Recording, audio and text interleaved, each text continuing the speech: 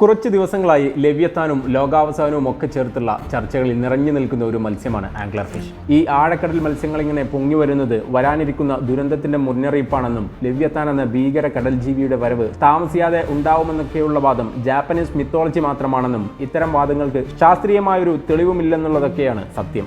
എന്നാൽ ഇതേ ആംഗ്ലർ ഫിഷിനെ കുറിച്ച് രസകരമായ കുറെ ശാസ്ത്രീയ പഠനങ്ങൾ നടന്നിട്ടുണ്ട്.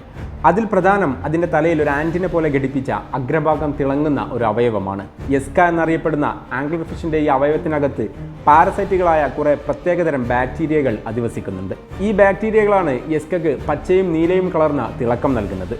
സമുദ്രത്തിന്റെ ഇരുട്ടിൽ ഈ തിളക്കം കണ്ട് ചെറിയ മത്സ്യങ്ങളോ മറ്റ് ജീവികളോ അടുത്തേക്ക് വരുമ്പോൾ അവയെ വളരെ ഈസിയായി ആംഗ്ലർ ഫിഷുകൾ അകത്താക്കും. അഥവാ ആംഗ്ലർ ഫിഷിന്റെ ശരീരത്തിൽ നിന്നും വളരാനാവശ്യമായതെല്ലാം എടുക്കുന്ന ബാക്ടീരിയകൾ ഉൽപ്പാദിപ്പിക്കുന്ന വെളിച്ചം കണ്ട് അടുത്തു വരുന്ന ജീവികളെ ആംഗ്ലർ ഫിഷ് ഭക്ഷണമാക്കും. ഇര പിടിക്കാൻ അധികം എനർജിയൊന്നും ചെലവഴിക്കാതെ കാര്യം സാധിക്കുന്ന ആംഗ്ലർ ഫിഷുകളും എസ്കയിലെ ബാക്ടീരിയകളും തമ്മിലുള്ള മനോഹരമായൊരു സൗഹൃദം കൂടിയാണ് ഇവിടെ വെളിവാകുന്നത്. ആംഗ്ലർ ഫിഷുകളുടെ ശരീരത്തോട് കമ്പയർ ചെയ്യുമ്പോൾ വളരെ വലുതായി തോന്നുന്ന അവയുടെ വായയിൽ നിറഞ്ഞു നിൽക്കുന്ന കൂർത്ത പല്ലുകൾക്കുമുണ്ട് പ്രത്യേകതകൾ. മറ്റു ജീവികളെപ്പോലെ ആംഗ്ലർ ഫിഷുകളുടെ പല്ലുകൾ ഫിക്സഡ് അല്ല.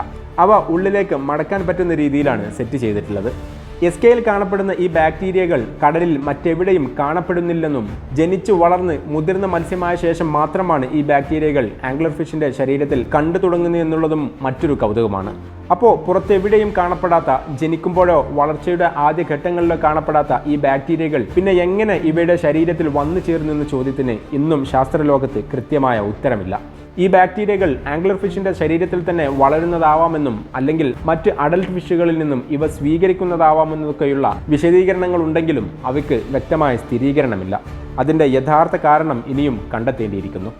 നമ്മളിതുവരെ സംസാരിച്ചതെല്ലാം ഫീമെയിൽ ആംഗ്ലർ ഫിഷുകളെ കുറിച്ചാണ്. സ്വാഭാവികമായും മെയിൽസിനെ കുറിച്ചും നമ്മൾ ചർച്ച ചെയ്യേണ്ടതില്ലേ? നോക്കാം. മെയിൽ ആംഗ്ലർ ഫിഷുകളുടെ കാര്യത്തിലുമുണ്ട് കൗതുകകരമായ ചില വസ്തുതകൾ. അതിൽ ആദ്യത്തേത് മെയിൽസിന്റെ വലിപ്പമാണ്. 30 സെന്റിമീറ്ററിൽ താഴെ മാത്രം വലിപ്പം വരുന്ന ഫീമെയിൽ ആംഗ്ലർ ഫിഷുകളുടെ ശരീരത്തിന്റെ 10% മാത്രമാണ് മെയിൽസിന് കാണപ്പെടുന്നത്. അഥവാ 2-3 സെന്റിമീറ്റർ മാത്രം. മെയിൽസും ഫീമെയിൽസും തമ്മിലുള്ള വലിപ്പത്തിലുള്ള ഈ വലിയ അന്തരം അവയുടെ ഇണചേരലിനെയും പ്രത്യുൽപാദനത്തെയും ബാധിക്കുമോ എന്ന പഠനത്തിലാണ് അടുത്ത കൗതുകം ഒളിഞ്ഞിരിക്കുന്നത്. വളർച്ചയെത്തിയൊരു മെയിൽ ആംഗ്ലർ ഫിഷ് ഒരു ഫീമെയിൽസിനെ കണ്ടെത്തി കഴിഞ്ഞാൽ ആ ഫീമെയിലിന്റെ തൊലിയിൽ തന്റെ കൂർത്ത പല്ലുകൾ കൊണ്ട് കടിച്ചു പിടിക്കും. ഇതിൽ നല്ലൊരു ശതമാനം മെയിൽസും ഇങ്ങനെ കടിച്ചു തൂങ്ങി കുറച്ച് കഴിയുമ്പോഴേക്കും അവയുടെ വായും കണ്ണുമൊക്കെ ഫീമെയിൽസിന്റെ ശരീരത്തിനുള്ളിലേക്ക് ഒട്ടിച്ചു വെച്ച നിലയിലേക്ക് എത്തും.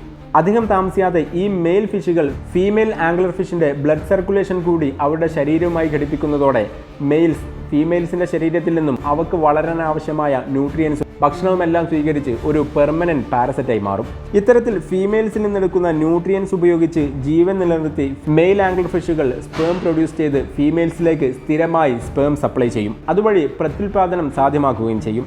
അപ്പോൾ വാസ്തവത്തിൽ വളർച്ചയെത്തിയ ഒരു ഫീമെയിൽ ആംഗ്ലർ ഫിഷ് ശരിക്കും 2 പാരസൈറ്റുകളെയാണ് ഭക്ഷണവും ന്യൂട്രിയൻസും കൊടുത്ത് തൻ്റെ ശരീരത്തിൽ കൊണ്ടു നടക്കുന്നത്. ഒന്ന് എസ്കയിലെ ബാക്ടീരിയകളും, 2 ശരീരത്തിൽ ഒട്ടി നടക്കുന്ന മെയിൽ ഫിഷും. ചില ഘട്ടങ്ങളിൽ മെയിൽസ് ഫീമെയിൽസിൽ നിന്നും അടർന്നു പോവാറുണ്ട്. അങ്ങനെ പറയാൻ കാരണം ഉപരിതലത്തിൽ കാണപ്പെട്ട അല്ലെങ്കിൽ കരയിലേക്ക് എത്തപ്പെട്ട ഫീമെയിൽ ആംഗ്ലർ ഫിഷുകളുടെ ഒന്നും ശരീരത്തിൽ മെയിൽസിനെ കണ്ടെത്തിയിരുന്നില്ല എന്നാണ് രേഖകളിലുള്ളത്. ഇത്തരത്തിൽ വിചിത്രമായ പ്രത്യുൽപാദന രീതി കാണപ്പെടുന്ന ആംഗ്ലർ ഫിഷുകളുടെ ശരീരത്തിനുമുണ്ട് ചില പ്രത്യേകതകൾ. അവയുടെ ശരീരം ഒരു ജെൽ രൂപത്തിലാണ് കാണപ്പെടുന്നത്. ഈ ജെൽ ടൈപ്പ് ബോഡി സ്ട്രക്ചർ അവക്ക് വളരെ കൂടിയ മർദ്ദമുള്ള അവയുടെ ആവാസ വ്യവസ്ഥയിൽ ജീവിക്കാൻ ഏറെ സഹായകരമാണെന്ന് കണ്ടെത്തിയിട്ടുണ്ട്.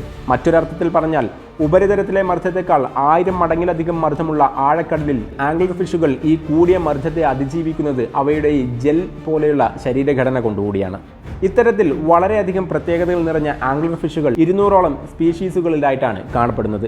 എന്നാൽ ഇതിൽ വളരെ വ്യത്യസ്തമായ ഫീച്ചേഴ്സുകൾ കാണിക്കുന്ന ചില സ്പീഷീസുകളുമുണ്ട്. ശരീരത്തിൽ നിറയെ തിളങ്ങുന്ന നൂലുകൾ പോലെ കാണപ്പെടുന്ന ആംഗ്ലർ ഫിഷുകൾ, വാൽഭാഗം മാത്രം തിളങ്ങുന്ന ഫിഷുകൾ, വാ തുറക്കുമ്പോൾ വായുടെ മുകൾ ഭാഗം മാത്രം ബാക്ടീരിയകളാൽ തിളങ്ങുന്നവ. അങ്ങനെ നിറയെ പ്രത്യേകതകളാൽ നിറഞ്ഞതും ഇനിയും കണ്ടെത്താനുള്ളതുമായ ഒരു ലോകമാണ് ആംഗ്ലർ ഫിഷുകളുടേത്. ഓർക്കണം, ഇനിയും മനുഷ്യൻ പൂർണ്ണമായും കണ്ടെത്തിയിട്ടില്ലാത്ത ആഴക്കടലിലെ ഒരു ജീവിയെക്കുറിച്ച് മാത്രമാണ് നമ്മൾ ഇത്രയും നേരം സംസാരിച്ചത്. ഇനിയും എത്രയോ അത്ഭുതങ്ങളാണ് കടൽ അതിൻ്റെ അടിത്തട്ടിൽ ഒളിപ്പിച്ചു വെച്ചിരിക്കുന്നത്.